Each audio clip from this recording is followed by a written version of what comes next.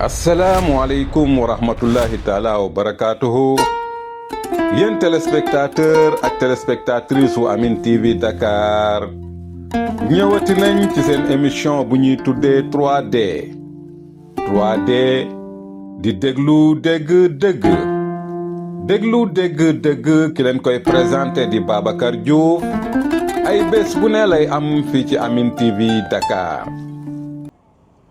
Ousmane Sonko, nous tous nous savons que Ousmane Sonko, il est un leader international. Et nous venons de voir que il fait partie des cinq dirigeants du monde, avec son grand cœur. Je ne parle pas pour parler, mais ça m'est sûr et certain que vous faites connaître Ousmane Sonko, montre tout un chacun de ses étudiants, une somme de 1 million, il le fera. Mais arrêtons, nous avons les plus grands dans ce pays, c'est Ousmane Sonko. Les plus bons c'est Ousmane Sonko. Les plus durs c'est Ousmane Sonko. Ousmane Sonko, il ne doit pas souffrir en étant opposant et souffrir aussi en étant au pouvoir. Il se bat pour ce pays. Et vous bu ñu soxorul ñu wax dëgg te yàlla rek tax soxorul ñu wax dëgg te yàlla rek tax ñun xam nañ ne Ousmane Sonko moom moo gën ci Sénégal.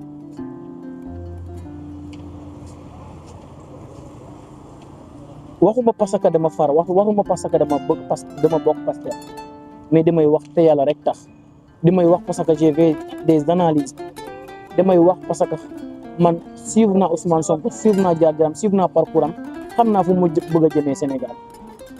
damay wax parce que gis naa ay démarches am damay wax parce que gis naa engagement damay wax parce que gis naa dévouement. Donc devons-nous arrêter de dénigrer Ousmane Sonko, devons-nous arrêter de salir sa peau. Ousmane Sonko, il travaille corps et âme pour ce pays, il donne tout ce qu'il faut pour ce pays. Donc mënuñu wax ne bu baaxee keneen la bu bonee rek Ousmane Sonko. Instant si tout était nickel, tout était correct, on ne va pas dire que c'est Ousmane Sonko. On va dire que keneen la wala keneen la, mais on ne va pas dire que c'est Ousmane Sonko. Donc mënuñu lu xew rek safaan ba rek ñu ne c'est Ousmane Sonko. De grâce, tirons les analyses yi nga xam ne moom la ñu war a tirer. S'il y a un problème, partons à la source. Mais problème de am rek ngeen ne c'est Ousmane Sonko, problème de am rek ngeen ne c'est Ousmane Sonko.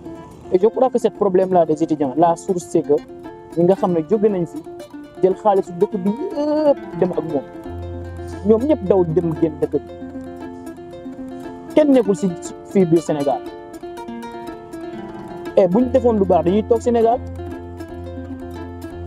Pourquoi mënuñu toog fii biir Sénégal affronter Ousmane Sonko? Parce que dañoo def loo xam ne c'est pas comme ça, dañoo def lu ñu war a def. Et ce pays nous le partagons tous. Dañoo war a rendre compte aux Sénégalais. Et c'est ça que nous attendons des autorités compétentes de ce pays. Et c'est ça que nous attendons de la justice sénégalaise.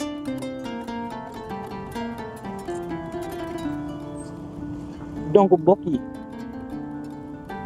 xoolaat leen suñuy xalaat nañ boolewaat suñuy xol nañ àndaat boole xol yi bokk gis-gis defar suñu réew.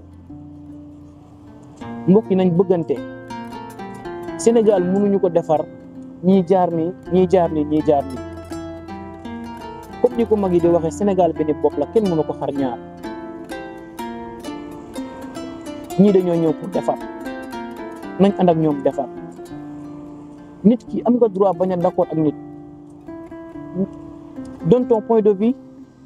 Boo gisee loo xam ne c'est pas comme ça, yaa xëy si tu donnes des exemples, tu donnes des preuves yoo xam ne c'est palpable.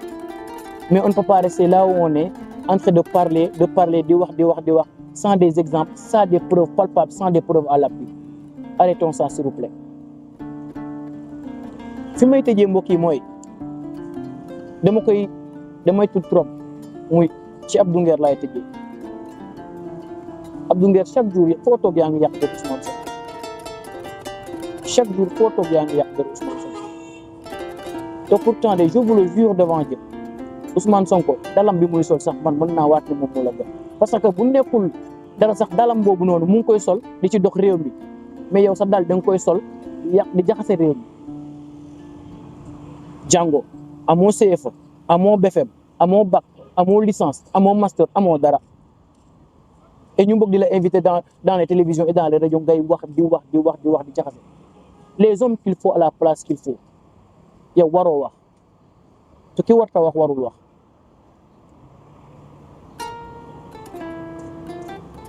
les patriotes nag ils ne vont pas laisser faire mënuñ la bàyyi nga jël seen leader di ko wax lu la neex rek nga teg ko ci kaw seen leader lu la neex rek nga teg ko ci seen kaw leader boo paree dara du la ci fekk wala nit bu la tontoo rek moom mooy subir les conséquences mais pas toi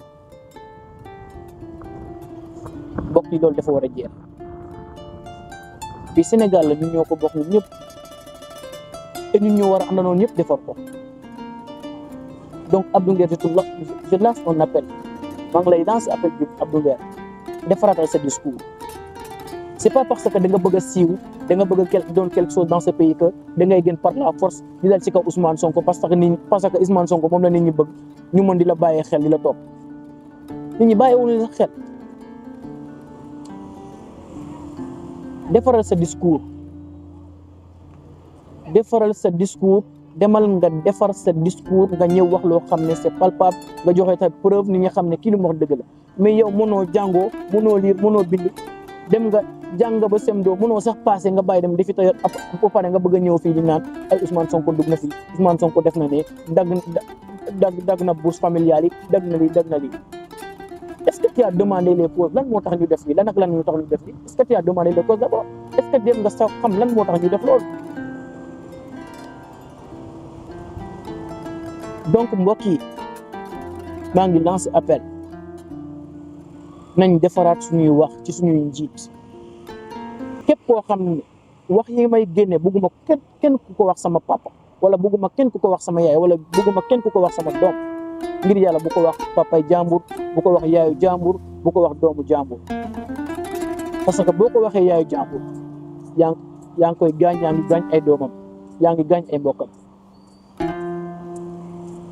Le discours doit être clair, concis, limpide et ça sera facile aussi à consommer. nañ defar suñuy waxin nañu respectante entre nous bu nekkul dara sax ils sont à la tête du pays ñoom la fi yàlla teg kon bu ñuy wax ngelawaay nañu suturaal suñuy kaddu ci ñoom.